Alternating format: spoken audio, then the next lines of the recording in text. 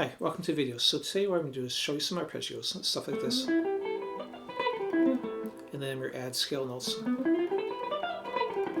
to create kind of a combination of arpeggio and scale. I'm going to show you how to do that so you can create your own ideas, so you don't have to just do the ones I'm going to show you. But everything I show you will be on tab, which you can download on my Patreon page for free, and the link is in the description. I also hold that up at the end. But let me just go ahead and jump into this. The reason why I'm going to be teaching is 2-note per string arpeggios is if I'm doing the regular sweeping ones, and they sound fine. You can mix those with scales, but usually the scale is going to come before or after the arpeggio, because you don't want to break up your sweep necessarily with a scale right in the middle of it. So it's pretty clear that you can then hear, okay, here's my arpeggio, here's my scale. Now if I want that to be less obvious, I could do a single octave arpeggio. Then they'll blend together a little bit more, but I'm still playing the arpeggio and then I'm playing the scale. Now the nice thing about the 2-note per string ones, it's kind of like playing a pentatonic scale. If I'm playing the pentatonic scale and I want to go into the 7-note scale, I can easily do that, and the picking isn't thrown off because I'm already doing kind of an alternate or economy picking type picking pattern. So I can at any string add in an extra note or stay with the 2-note ones. With arpeggios, it's going to be the same thing. Any string you can go ahead and add a third note if you want to from the scale, or you can stick with the 2 notes. So let me go ahead and demonstrate this. So before I demonstrate the full shapes, let me just show you where they're coming from. Basically, they're coming from 2 different shapes. Just 2 string shapes. They're both 7th shapes. This one's are 1, 3, 5, 7, and of course you can play that off any note in the key, and you'll end up with different, like down to 7, minor 7, flat 5, and major 7. Or you can play the inversion, and that's the other one I'm doing, which starts on the 7th, 7, 1, 3, 5, and also like that. There's 4 different versions: major 7, minor 7, down to 7, minor 7, flat 5.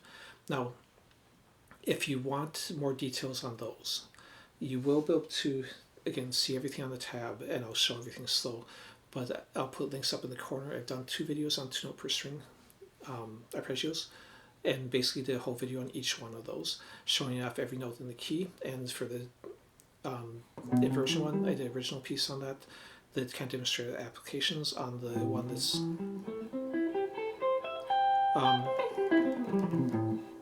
root position one, I did 3 octave ones off every note in the key.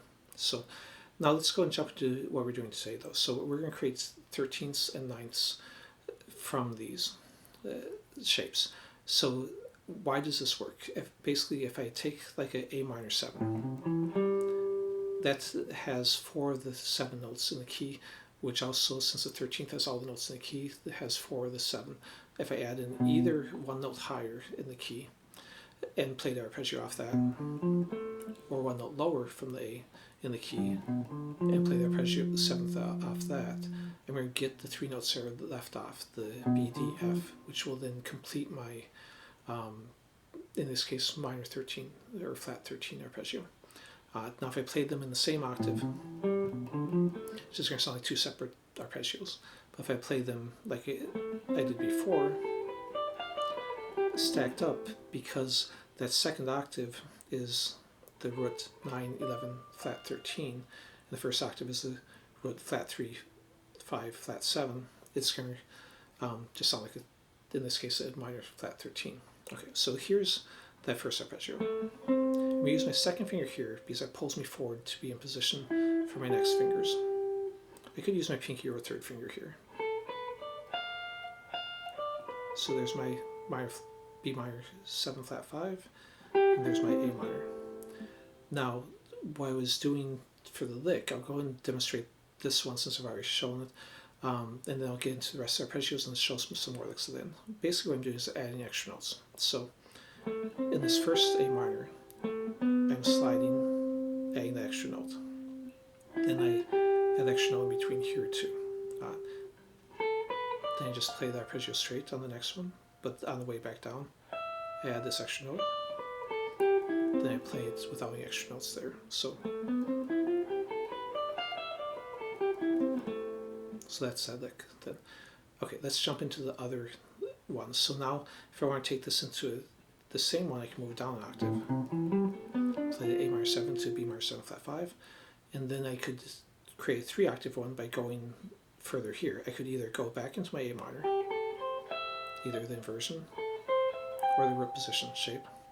I probably went to the inversion one because it creates, when you stack the inversion one on top of another inversion one, you get too many whole steps in a row, which doesn't, it makes it start to sound like a scale before you even add any scale notes to it.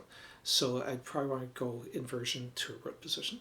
Now in this case, what I'm going to do is instead of going to A minor one, I'm going to go to a G one. So I'm going to get extra flat 7, 9, 11, and flat 13 in my highest octave. So there's my G7 at the top. And all this will be notated, including what the intervals are, like roots, thirds, and stuff, on the tab paper. So that's a 3-octave version. Now if I left off the A minor in the bass and just played this part, well, it's not A minor flat 13 anymore. Now I could think of it either as probably the B or the G. If I thought of it as a B minor one, then it would be the B minor 7 flat 5 and then adding a flat 13 to it. A simpler way to think about it, if I think of G as the bass, is just a G9 on it. Okay, so how I'm going to make that sound even more like the G9 and not the B is just add the G in the bass. So now I'm going to do a G, root position, fingering, the B minor 7 flat 5 to a G. And in this case, I'm using a third finger there, again, because it sets up my next finger. So that's usually what's going to determine my fingerings. So there's a G9 across 3 octaves. Okay, I'm going to show you one more arpeggio, then we'll get into the solo licks. I'm going to show you one more of the 9th one. So instead of doing the one we just did, I'm just going to move one note higher and do off the C major, and then an A minor.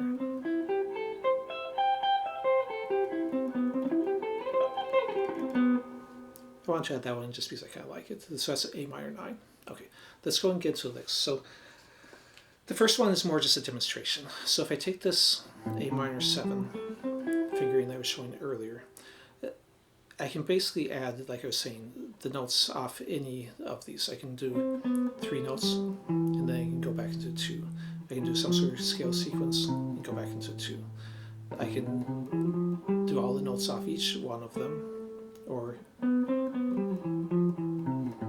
other licks. So that lick isn't really so much a lick, it's just demonstrating how you can add in off any of them. Now, most of the time what I'm going to actually do is do something that's a little more free flow. It's not necessarily going to stay in this shape, but that's kind of the one option, is that you can kind of use arpeggio shape as a skeleton or kind of structure, and then add notes inside that.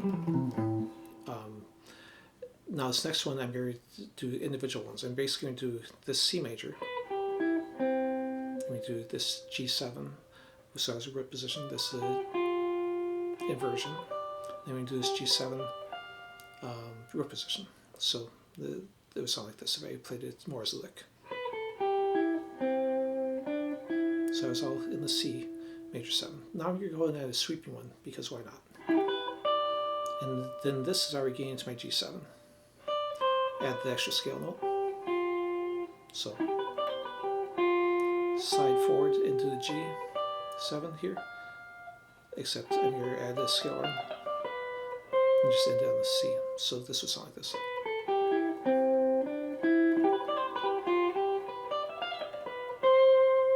Okay, so again, you can really make it what you want of these shapes.